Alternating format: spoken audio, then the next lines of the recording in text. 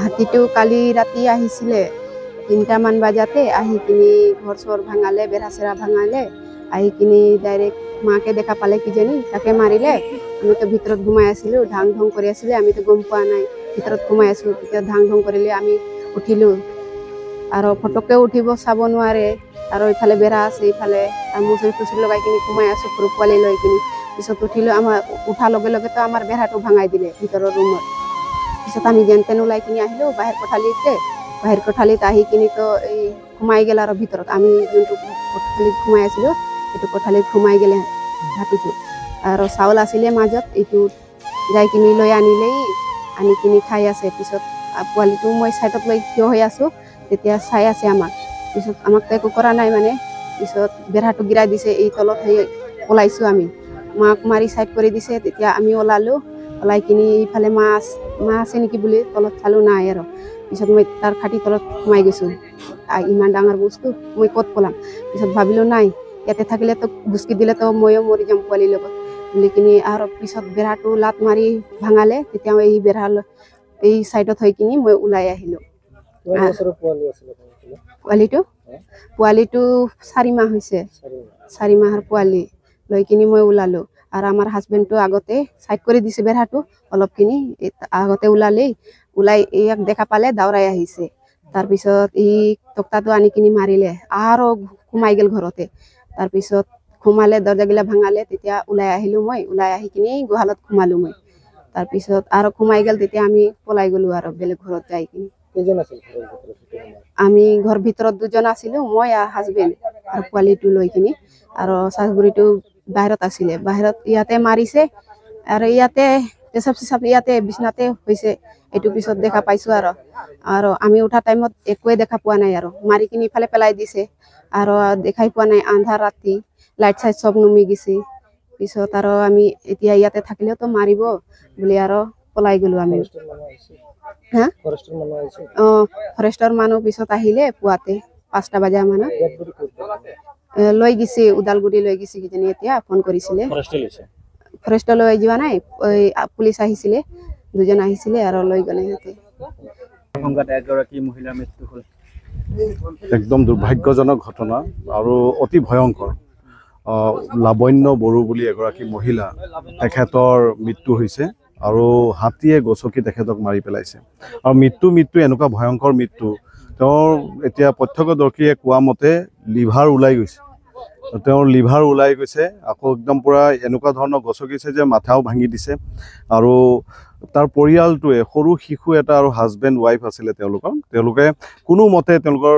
সেই লাবণ্য বড়োৰ পুতেক আৰু বোৱাৰীয়ে কোনো মতে 4মহীয়া শিশু এটা আছে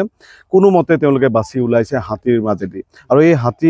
এটা হাতী যোৱা কিছুদিন ধৰি ইতিমধ্যে ঘূৰি আছে এই অঞ্চলত প্ৰায় 20-25 কিলোমিটাৰ ৰেডিয়াছত ঘূৰি আছে কাৰণ মই কিছুদিন আগতে আমি পৰিদৰ্শন কৰিছোঁ সুদেমফুৰি বুলি গাঁও আছে অৰুণাচল আৰু মানে অসম ভূটান সীমান্তৰ যিখিনি আমাৰ সুদেমফুৰি বুলি গাঁও আছে সেই গাঁৱতো কেইবা ঘৰ তেওঁলোকে নষ্ট কৰিছে বাথৌ মন্দিৰ নষ্ট কৰিছে বিভিন্ন অঞ্চল তাতে নষ্ট কৰিছে তাৰোপৰি কেইদিনমান আগতে আমি বাথাবাৰী বুলি এটা গাঁও গৈছোঁ তাতো কিছু ঘৰ নষ্ট কৰিছে তাৰোপৰি দলনি বস্তি বুলি কয় তাতে ধীৰ সিং গৌৰ বুলি এজন ব্যক্তিৰ গোটেই ওখ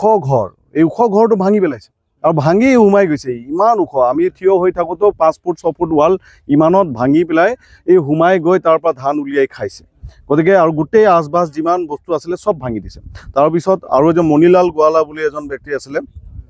মণিলাল ঘাটোৱাৰ ঘৰটো যথেষ্টখিনি ভাঙি নষ্ট কৰি দিছে তাৰ পৰাও ধান উলিয়াই লৈ গৈছে এই যিটো হাতী আছে এই হাতীটো অকলে ঘূৰি ফুৰিছে আৰু খুব ওখ বুলি কয় প্ৰত্যক্ষদৰ্শীয়ে কৈছে খুব ওখ ডাঙৰ হাতী আৰু এই ডাঙৰ হাতীটো ইতিমধ্যে যি ষ্টেজত গৈ পাইছেগে এতিয়া মানুহ মাৰিবলৈ ভয় নকৰা হৈ গৈছে গতিকে বন বিভাগৰ বহুখিনি গুৰুত্ব বন বিভাগৰ হাতী মানুহৰ সংঘাত ৰোধ কৰাৰ বাবে কিবা নিশ্চয়কৈ বন বিভাগ ঘূৰি পৰিছে আমি দেখিছোঁ তেওঁলোকে যথেষ্টখিনি চেষ্টা কৰি আছে এই হাতীটোৰ ক্ষেত্ৰত মানে বিহিত ব্যৱস্থা ল'বৰ বাবে আৰু তেওঁলোকে কাম কৰি আছে ইয়াতো ৰাতিপুৱা 4টা বজাত বন বিভাগ আহি উপস্থিত হৈছে খবৰ লৈছে তেওঁলোকৰ যাৱতীয় যিখিনি কৰিব লাগে তেওঁলোকে সষ্টমভাৱে কৰিবলৈ যত্ন কৰি আছে আৰু এই ক্ষেত্ৰত আমি মাননীয় আয়ুক্ত মহোদয় পুলক পাটগিৰি ডাঙৰীয়াকো আমি জনাইছোঁ আৰু তেখেতেও যথেষ্টখিনি উদ্যোগ লৈছে। আজিও DFৰ লগত কথা পাতি এই ক্ষেত্ৰত যিখিনি উদ্যোগ ল'ব লাগে সেইখিনি উদ্যোগ লোৱাৰ কাৰণে ব্যৱস্থা কৰি আছে। ইয়াতে সুজাতা গোস্বামী আমাৰ চাৰ্কেল অফিচাৰ, তেখেতেও কিন্তু যথেষ্টখিনি মানে উদ্যোগ লৈছে। আমি প্ৰশাসনৰ যন্ত্ৰৰ ব্যৱস্থা ঠিকেই আছে, কিন্তু হাতীটো অকলশৰীয়াভাৱে ঘূৰি আছে আৰু ইমান ডাঙৰ ৰেডিয়াছত ঘূৰি আছে। গতিকে ইয়াৰ ক্ষেত্ৰত কি ব্যৱস্থা লয়, এতিয়া ট্ৰাংকুলাইজ কৰিব লাগে নে অইন কিবা ব্যৱস্থা কৰিব লাগে, এই ক্ষেত্ৰত কিন্তু অতি শীঘ্ৰে ল'ব লাগে, কাৰণ মানুহ মৰিব আৰম্ভ হৈছে। এতিয়া মানে মইতো যিখিনি বুজিলোঁ, কাৰণ মই যোৱা এসপ্তাহত এই হাতী মানুহৰ সংঘাতৰ যিখিনি ঘটনাত ঘূৰিছোঁ, এইটো প্ৰায় ইয়াৰ পৰা যিটো চুধেমপুৰী গাঁও আছে, এইটো মিনিমাম আপোনাৰ 18-20 কিলোমিটাৰ হ'ব। ইয়াৰ পৰা আমি বাথাবাৰী যিটো আছে, ইয়াৰ পৰা 18-20 কিলোমিটাৰমান হ'ব, আৰু দলনি বস্তি বুলি যিটো গাঁও আছে, ইয়াৰ পৰা 4 কিলোমিটাৰ 5 কিলোমিটাৰ হ'ব। বিশাল এৰিয়া তেওঁ ঘূৰি আছে। এই হাতীটোৱে এটা বিশাল এৰিয়াত ঘূৰি আছে। গতিকে আমি প্ৰশাসন যন্ত্ৰক আমি অনুৰোধ জনাইছোঁ অতি শীঘ্ৰে যাতে ইয়াৰ ব্যৱস্থা লয়, আৰু যিসকলৰ ক্ষয় ক্ষতি হৈছে, কেৱল এইটোত মানুহ মৰিছে এনেকুৱা নহয়, ইয়াৰে কাষৰে আৰু কেইঘৰমান ঘৰ ভাঙি সেই মানুহবিলাকে মানে যথেষ্টখিনি ক্ষয় ক্ষতি হয়। 4টা মানুহ হস্পিটেল পঠোৱা হৈছে। তেওঁলোকক ৰাতিপুৱাই এম্বুলেঞ্চত কৰি 4টা মানুহ এতিয়া বিভিন্ন ঠাইত চিকিৎসালয়, তেজপুৰ চিকিৎসা মহাবিদ্যালয়ত, গুৱাহাটীলৈকে পঠোৱাৰ কথা কিছু আলোচনা হৈছিলে। গতিকে এইবিলাক ইতিমধ্যে ৰাতিপুৱাই তেওঁলোকক চিকিৎসাৰ বাবে পঠিয়াই দিয়া গৈছে। গতিকে আমি গোটেই পৰিয়ালৰ 4জন ব্যক্তি তাতে গৈছে। ইয়াতে এজন মানুহৰ মৃত্যু হৈছে, কেইবাটাও ঘৰ ধ্বংস হৈছে, আৰু বনাঞ্চল বুলি নহয়, এই যিবিলাক গাঁও অঞ্চল, এইবিলাক পাহাৰ সীমাৱৰ্তী যিবিলাক গাঁও আছে, এই গাঁওবিলাকত এতিয়া মানুহৰ সন্ত্ৰাসৰ ভাৱ হৈছে।